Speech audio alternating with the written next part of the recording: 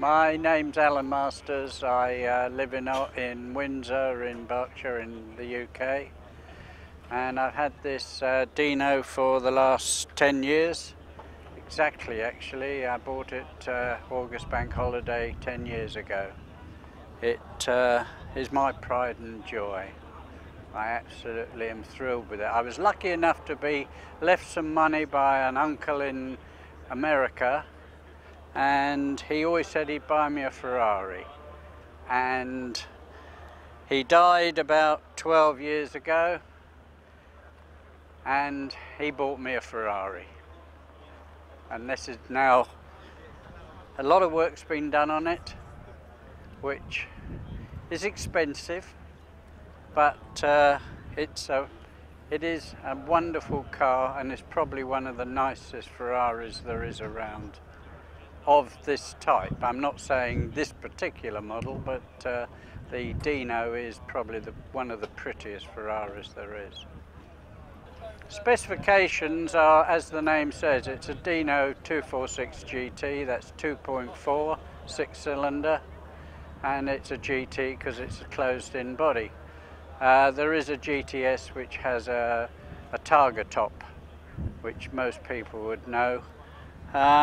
But I prefer the look of the GT because it's a smarter look, and it handles much better than the GTS.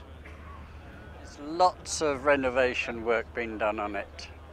A friend of mine was kind enough to hit me up the back at a T-junction. Very minimal from the outside, the damage, but inside it needed a complete new rear end.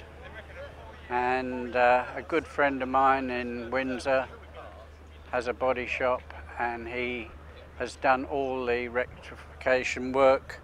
It was found that the chassis was also in a bit of a state, which was also done. And gradually it's been brought up to the spec it's in now, which the engine's been done, the gearbox has been done, suspension, and it's really a nice handling car now. The best thing about it is its looks. It is a beautiful looking Ferrari, but the upkeep of it is quite an expensive operation. My best experience, I think, was when I was lucky, and I've had two experiences, I'd have to say.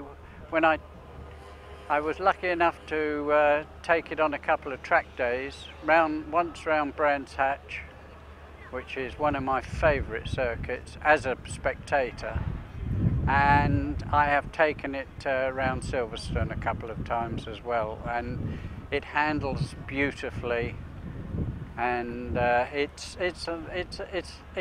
yeah, that's my favourite experiences.